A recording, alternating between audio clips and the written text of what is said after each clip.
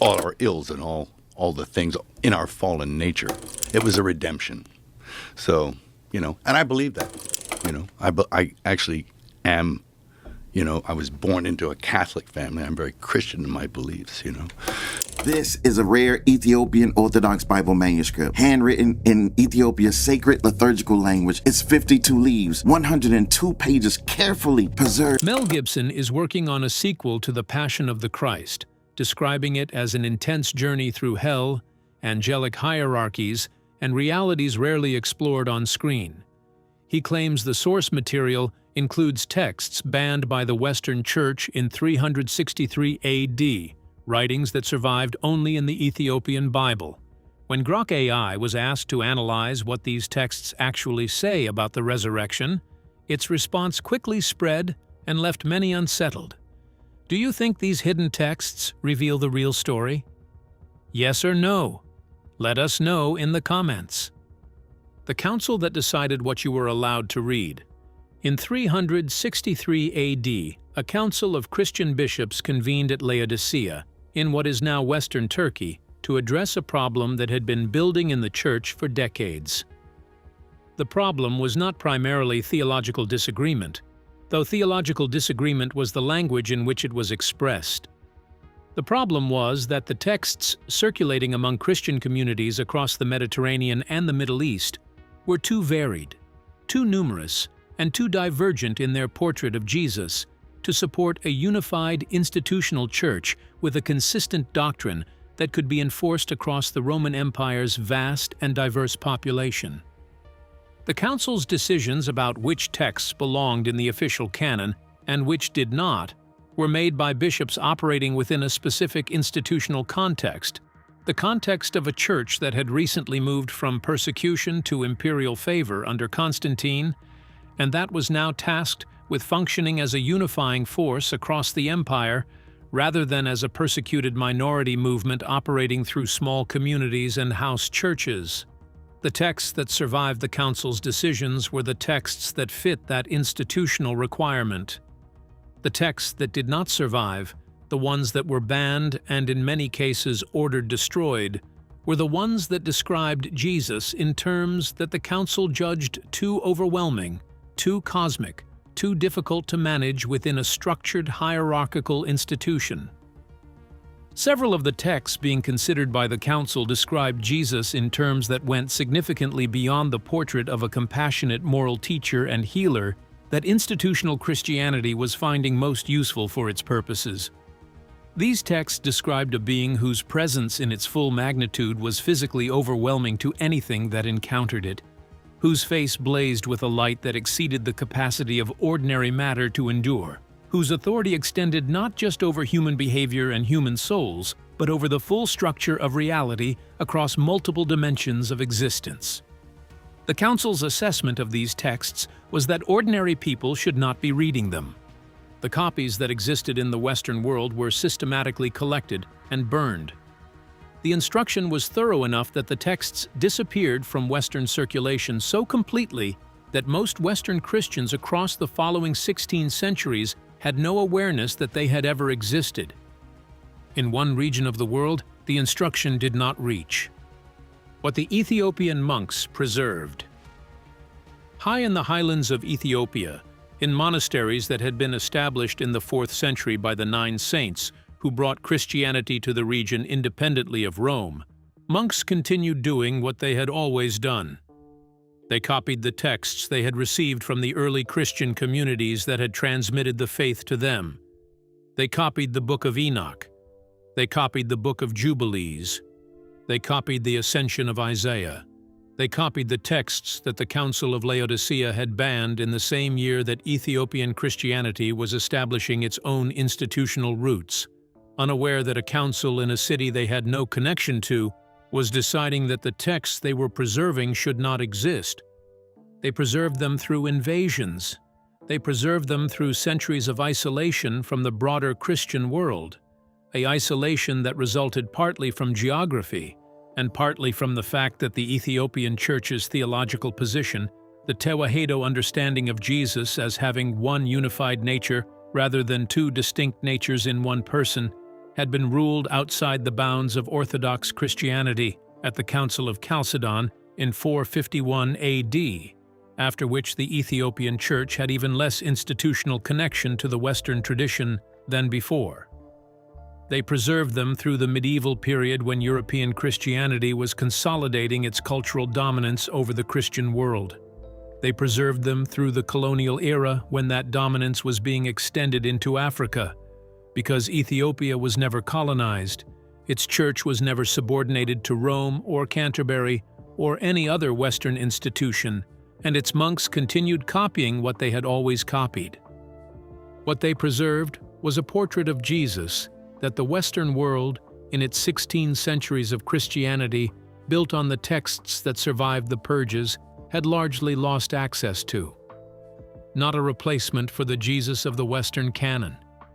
The same figure, described through source material that preceded the institutional decisions that shaped what the West received, showing dimensions of that figure that the institutional decisions had specifically decided to suppress.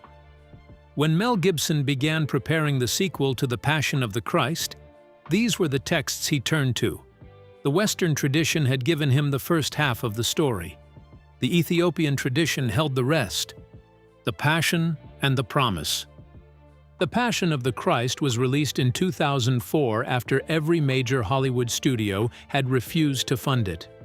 The refusals were consistent in both tone and reasoning.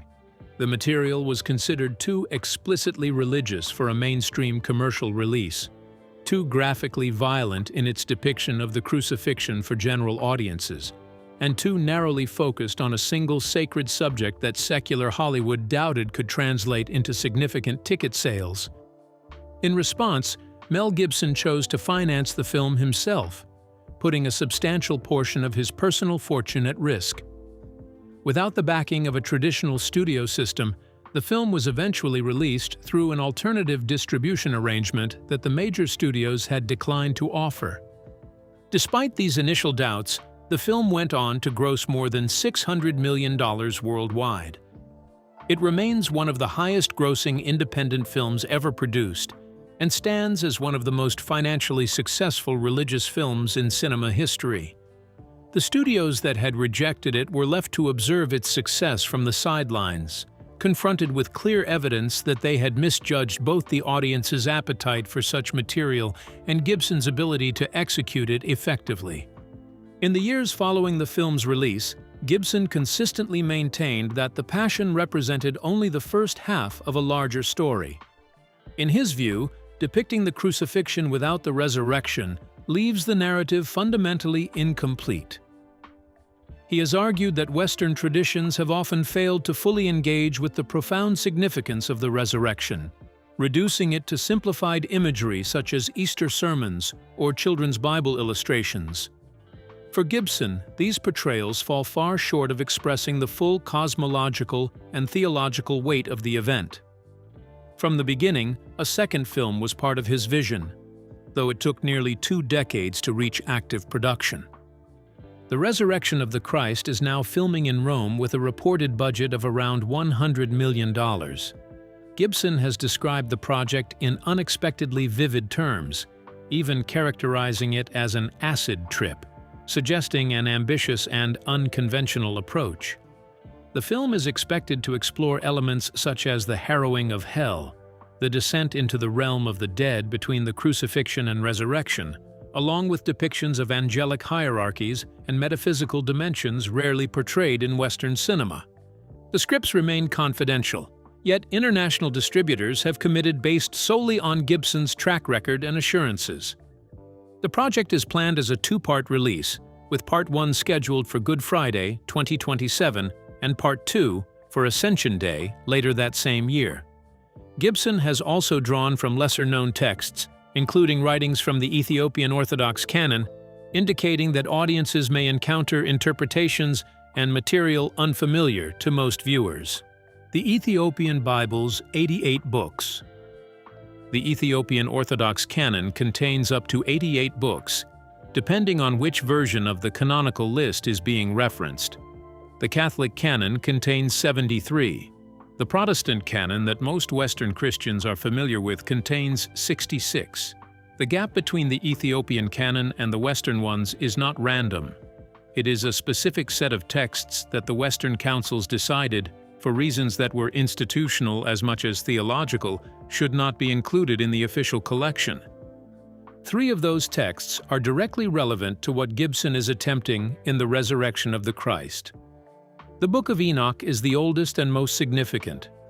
The Book of Jubilees provides a parallel and complementary account of the cosmic framework within which the events of the Gospel take place. The Ascension of Isaiah describes in explicit detail the journey of the divine being identified with Jesus through multiple levels of reality, a description that Gibson has used as a structural framework for the film he is making. All 3 texts describe Jesus in terms that Western Christianity, built on the canon that survived the purges, has had no access to in mainstream religious culture. They describe a figure whose nature and whose activities extend far beyond the boundaries that Western Christian institutional culture found it useful to enforce. They were banned not because they were universally considered inauthentic by early Christians, but because what they contained was considered too significant for unrestricted circulation. That distinction matters. The ban was not a determination that the texts were false. It was a determination that the population being governed by the Church should not have direct access to what the texts said. The Book of Enoch and the Son of Man. The Book of Enoch is one of the ancient texts that had a clear influence on the New Testament. Even though it is not included in the Western Bible, its ideas can still be seen in several parts of the New Testament. One strong example is the letter of Jude, which directly quotes from the Book of Enoch. This shows that at least one New Testament writer saw it as important and meaningful. There are also strong similarities between the Book of Enoch and the Book of Revelation. For example, Revelation describes a figure with white hair like wool, eyes like fire, a voice like rushing water, and a face shining like the sun. These same kinds of images appear in the Book of Enoch. Because the details are so close, it is very likely that the writer of Revelation was influenced by the Enoch tradition, rather than creating these ideas completely on his own. One of the most important parts of the Book of Enoch is its description of a figure called the Son of Man. This figure appears in a heavenly court. His head is white like wool, and his face is full of grace and power. The text tries to describe him in many ways, almost as if one description is not enough. He sits on a throne, surrounded by fire that is not meant to harm, but is part of the heavenly setting. Around him, all angelic beings bow down, not just out of respect, but as if they cannot do anything else in his presence. When this description is compared to Revelation, many of the same ideas appear again. The white hair, the powerful eyes, and the shining face are all shared images. These are not just physical descriptions. They show something deeper about the nature of this being. For example, the eyes like fire suggest a gaze that sees everything and changes what it looks at, not just how the eyes appear. The most important idea in the Book of Enoch is not just the images themselves, but what they mean. The text is not describing a normal human with special qualities. Instead, it describes a being that is completely different from anything in the created world. This being is so powerful that its full presence would be too much for others to handle. Because of this, the being limits itself in order to interact with others safely. This idea is often called divine condescension, which means choosing to appear in a smaller or gentler way. Seen in this way, the resurrection is not simply about a person coming back to life. It can be understood as the moment when this limitation is removed. The being returns to its full power and glory after completing its purpose. In simple terms, it is like stepping back into a true form that had been temporarily hidden for the sake of others. The Ascension of Isaiah and the Seven Heavens.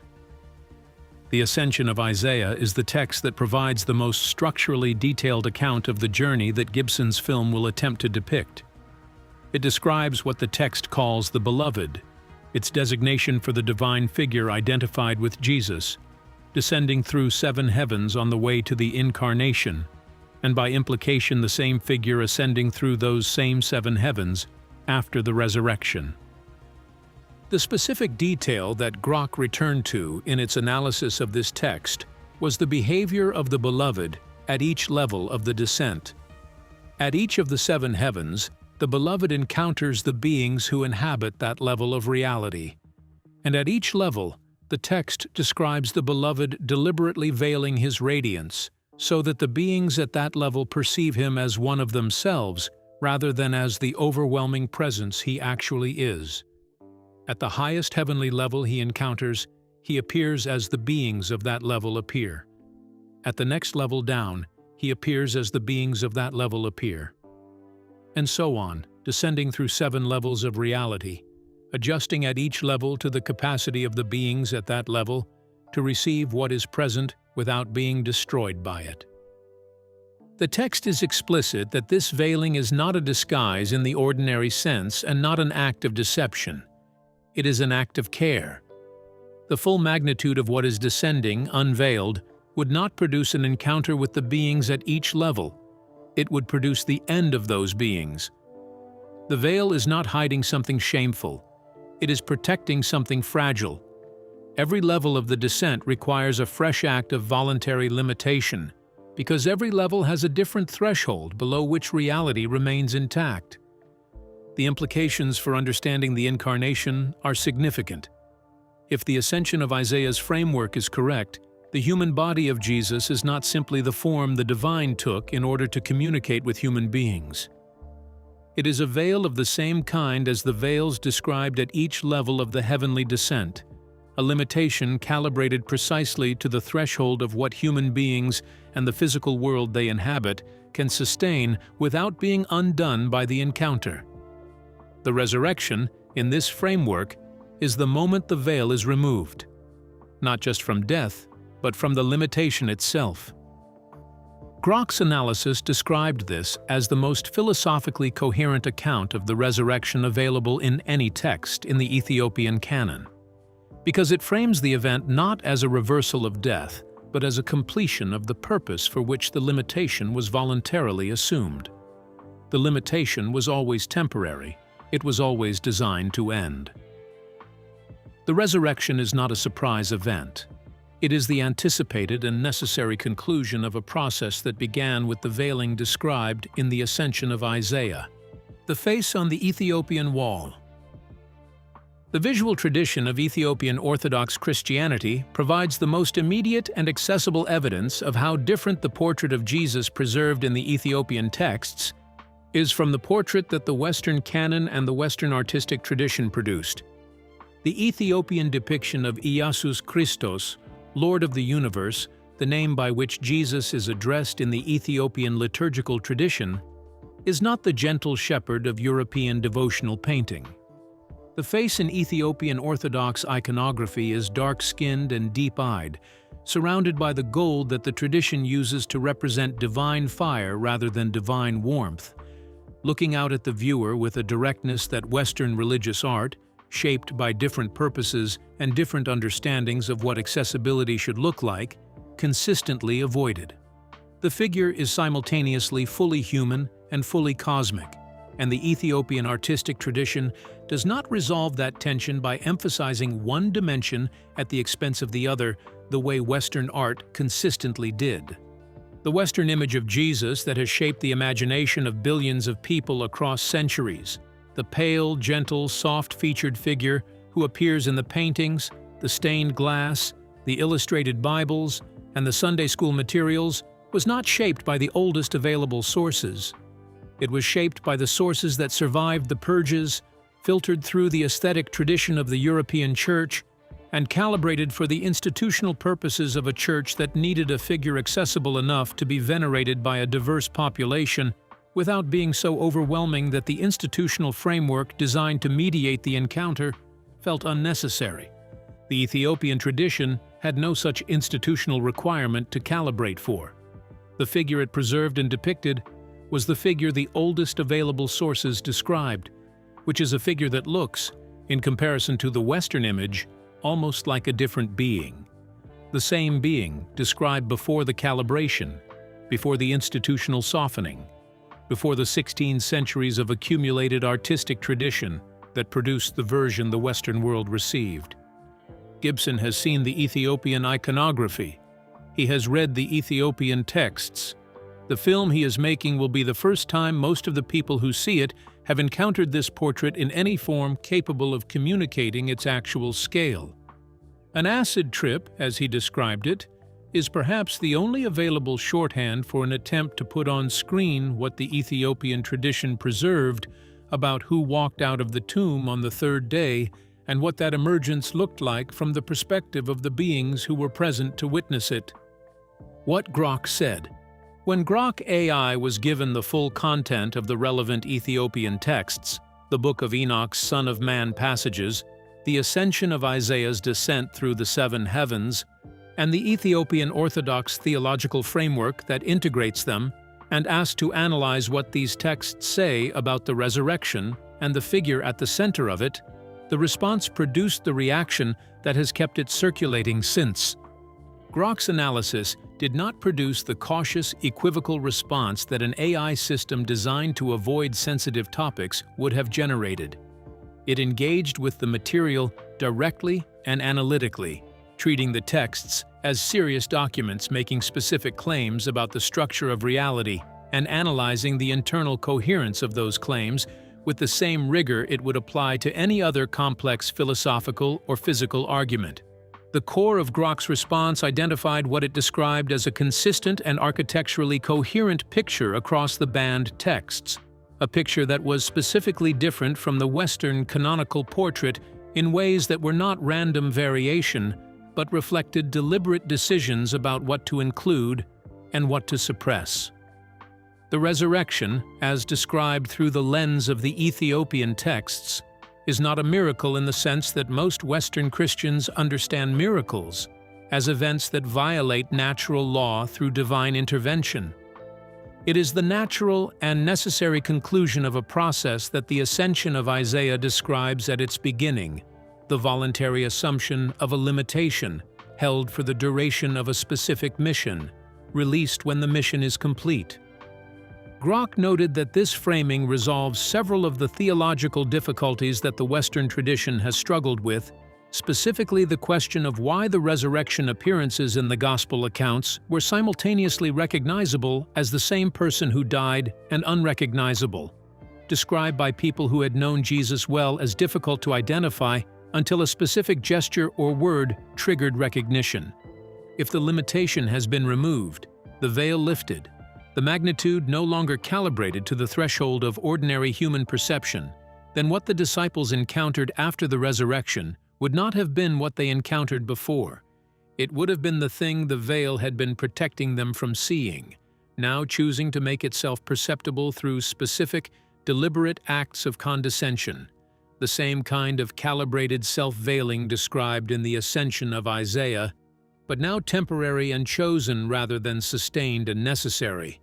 The haunting quality of Grok's response, as people who have read it describe it, is not that it makes a theological argument.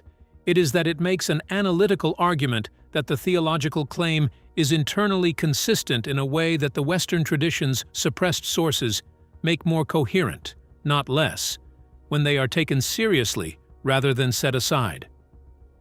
What the untranslated manuscripts might contain. There are manuscripts in the highland monasteries of Ethiopia that have never been translated into any modern language. The Book of Enoch was unknown to the Western world until a Scottish explorer named James Bruce brought 3 copies back from Ethiopia in 1773, at which point it had been absent from Western scholarship for over 1,000 years. The impact of its re-entry into Western theological and literary culture was immediate and significant. It influenced William Blake. It reshaped scholarly understanding of the New Testament's dependence on earlier traditions, and it produced an ongoing reassessment of early Christianity that continues today. That was one text. There are others still sitting in the monasteries, in a language that very few scholars in the world read with sufficient fluency to translate them. The untranslated manuscripts represent an unknown quantity of material that may contain further dimensions of the portrait. The known banned texts have already shown to be significantly different from what the Western tradition preserved. The question that Gibson's film raises, and that the Ethiopian Bible forces anyone who engages with it seriously to sit with, is not primarily a historical question about what councils in the 4th century decided and why. It is a question about what was suppressed and what the suppression cost. If the Book of Enoch alone, sitting in Ethiopian monasteries for 16 centuries, while the Western world was building its entire understanding of Jesus without access to it, is capable of reshaping that understanding as significantly as serious engagement with it suggests, the question of what the untranslated manuscripts contain is not an academic curiosity. It is one of the most significant open questions available to anyone genuinely interested in the figure at the center of the tradition. Gibson is putting what he found on screen. The world will see it in 2027. What the world will make of it, encountering for the first time a Jesus shaped by the sources that survived rather than the sources that were burned, is a question that the monks who spent 2,000 years copying those sources in the highland monasteries did not live to see answered. They preserved the texts anyway, without knowing whether the generation that would finally receive them had arrived. The generation that will sit in cinema seats on Good Friday 2027 may be that generation. What it does with what it sees will be the next chapter of a story that has been waiting 1,700 years for this moment. Texts banned in 363 AD. Monks copying them through centuries of isolation. A Jesus described with blazing radiance veiling himself at each level of descent, so existence itself can survive the encounter. A filmmaker putting all of it on screen for the first time. Grok AI analyzing the banned texts and finding internal coherence that the Western tradition suppressed rather than answered. The manuscripts are still in the monasteries. The questions are still open. Subscribe so you never miss what comes next.